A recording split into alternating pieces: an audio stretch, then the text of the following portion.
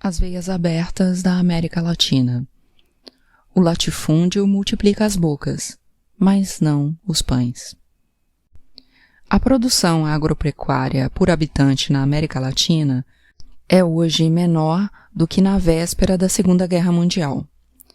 Transcorreram 30 longos anos. No mundo, a produção de alimentos nesse período cresceu na mesma proporção em que diminuiu em nossas terras. A estrutura do atraso no campo latino-americano opera também como uma estrutura do desperdício. Desperdício da força de trabalho, da terra disponível, dos capitais, do produto e, sobretudo, desperdício das esquivas oportunidades históricas de desenvolvimento.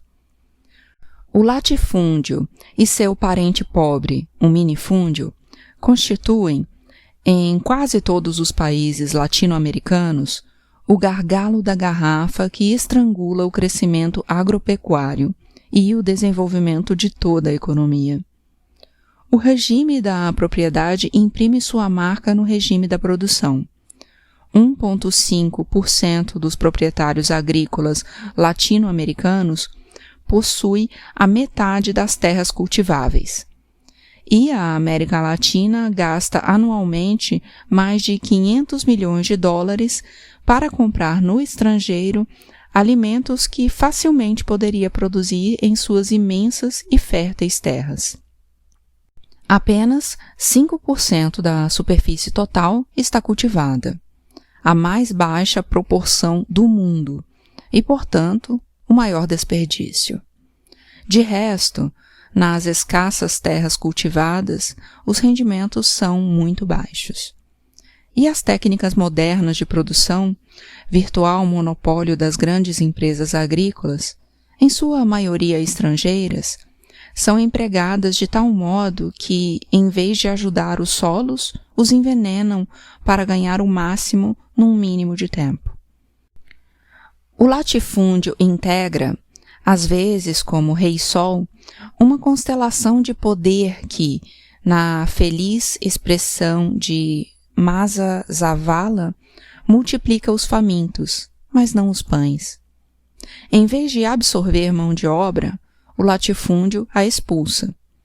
Em 40 anos, os trabalhadores latino-americanos do campo foram reduzidos em mais de 20%. Sobram tecnocratas dispostos a afirmar, aplicando mecanicamente receitas prontas, que este é um índice de progresso. A urbanização acelerada, a migração massiva da população campesina.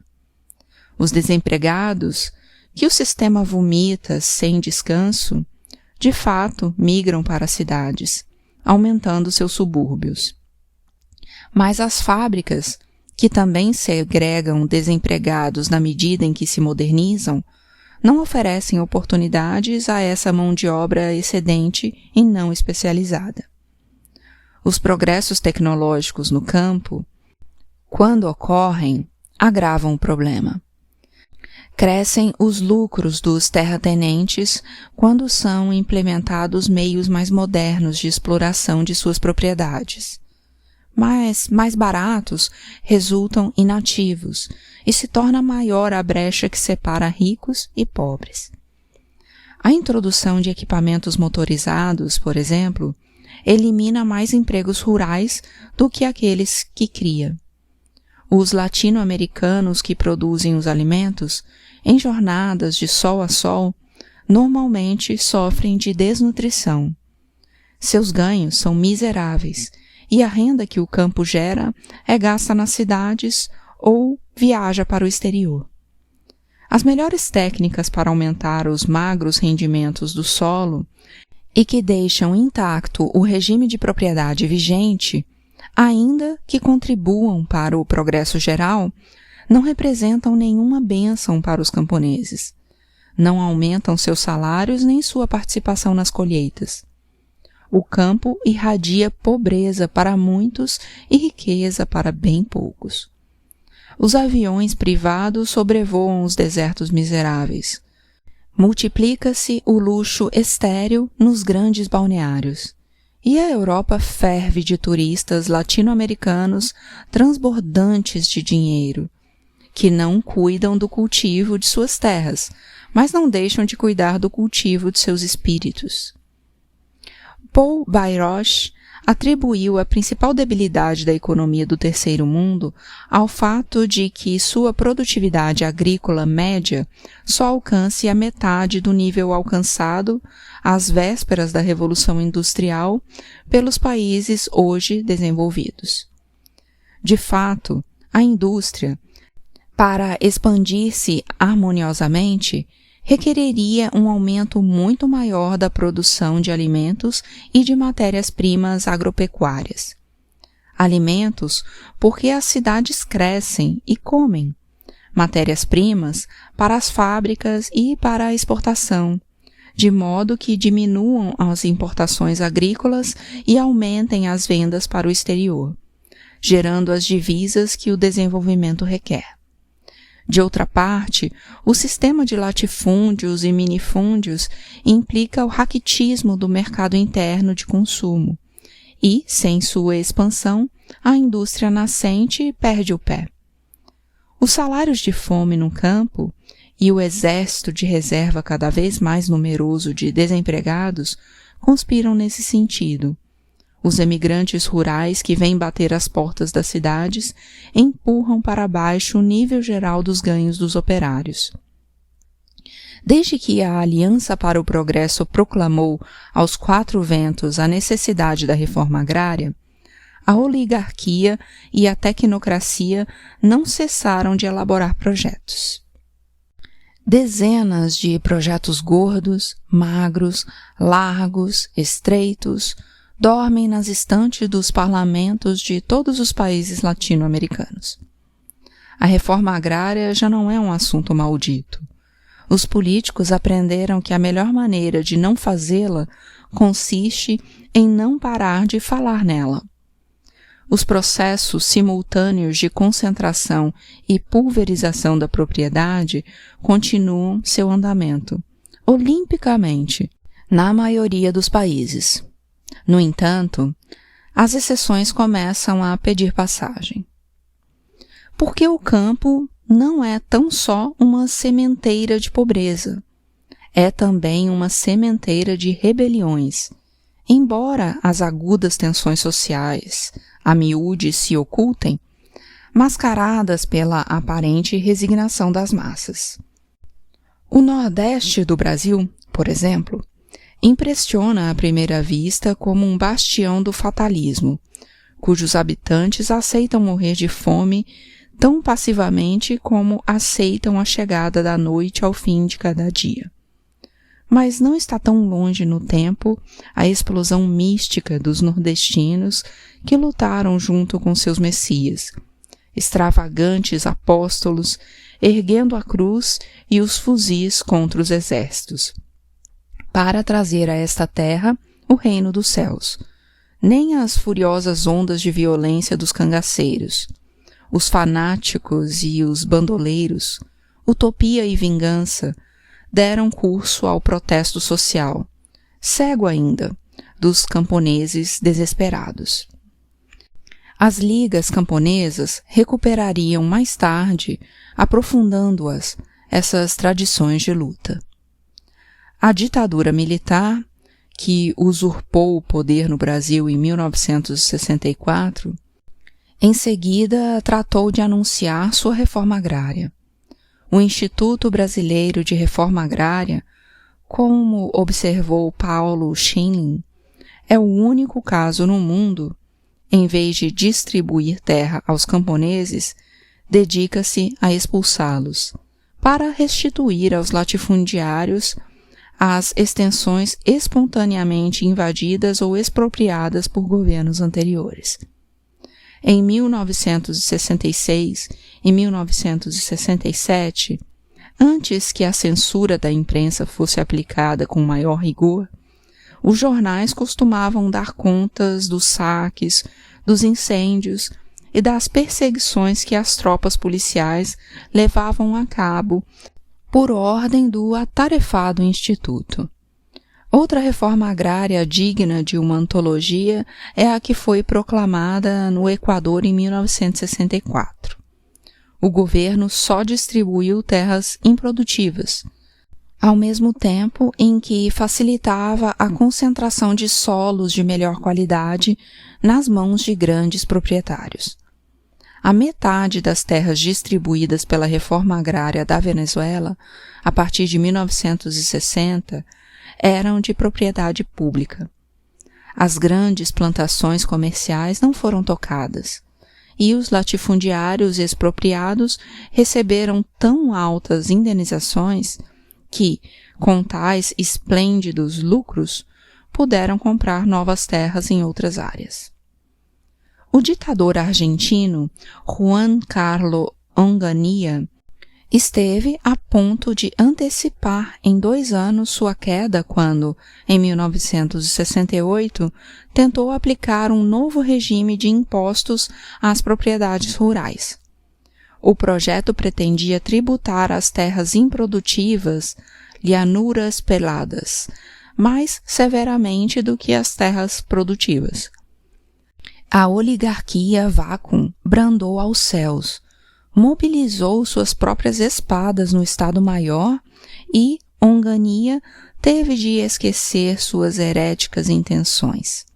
A Argentina, como o Uruguai, dispõe de pradarias naturalmente férteis que, ao influxo da benignidade do clima, permitiu-lhe desfrutar de uma relativa prosperidade na América Latina. Mas a erosão vai mordendo sem piedade as imensas planuras abandonadas, que não se destinam ao cultivo nem ao pastoreio. E, outro tanto, ocorre com grande parte dos milhões de hectares dedicados à extensiva exploração da criação de gado. Como no caso do Uruguai, embora em menor grau, nessa exploração extensiva está a origem da crise que sacudiu a economia argentina nos anos 60. Os latifundiários argentinos não mostraram interesse bastante em introduzir inovações técnicas em seus campos. A produtividade ainda é baixa, porque convém que o seja. A lei do lucro pode mais do que todas as outras leis.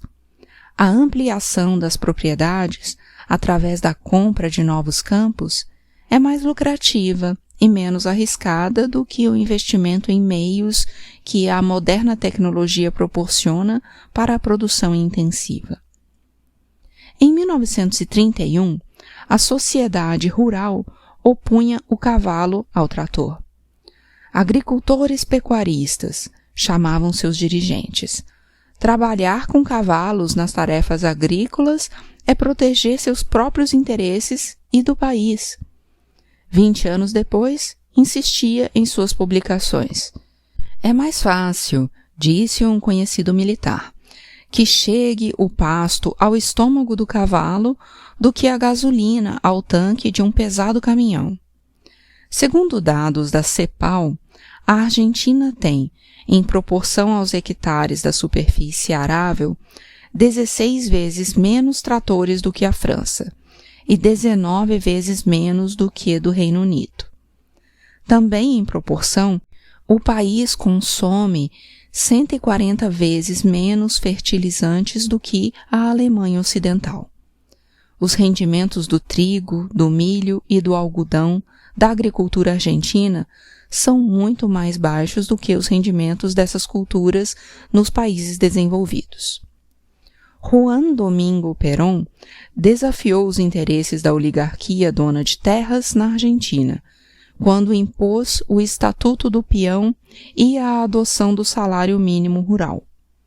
Em 1944, a sociedade rural afirmava: na fixação dos salários, é primordial determinar o padrão de vida do peão comum. Suas necessidades materiais são às vezes tão limitadas que valores a mais podem ter destinos socialmente pouco interessantes. A sociedade rural continua falando dos peões como se fossem animais. e a profunda meditação a propósito das escassas necessidades de consumo dos trabalhadores oferece, involuntariamente, uma boa chance para a compreensão das limitações do desenvolvimento industrial argentino. O mercado interno não se estende nem se aprofunda na medida suficiente. A política de desenvolvimento econômico, implantada pelo próprio Perón, nunca rompeu a estrutura do subdesenvolvimento agropecuário. Em junho de 1952, num discurso que proferiu no Teatro Colón, Perón desmentiu que tivesse a intenção de fazer uma reforma agrária, e a sociedade rural comentou oficialmente: foi uma dissertação magistral. Na Bolívia, graças à reforma agrária de 1952, melhorou visivelmente a alimentação em vastas zonas rurais do altiplano, tanto que até foram comprovadas as mudanças na estatura dos camponeses. No entanto, o conjunto da população boliviana ainda consome uns 60% das proteínas necessárias à dieta mínima e 1/5 parte do cálcio. E nas áreas rurais, o déficit é ainda mais agudo do que estas médias. Não se pode dizer, de modo algum, que a reforma tenha fracassado, mas a divisão das terras altas não bastou para impedir que, em nossos dias, a Bolívia gaste a 1/5 parte de suas divisas para importar alimentos do estrangeiro. A reforma agrária que, desde 1969, o governo do Peru pôs em prática, está a mostrar-se como uma experiência de mudança em profundidade. E quanto à expropriação de alguns latifúndios chilenos por parte do governo de Eduardo Frei, é justo reconhecer que abriu caminho para a reforma agrária mais radical, anunciada pelo novo presidente, Salvador Allende, enquanto escrevo essas páginas.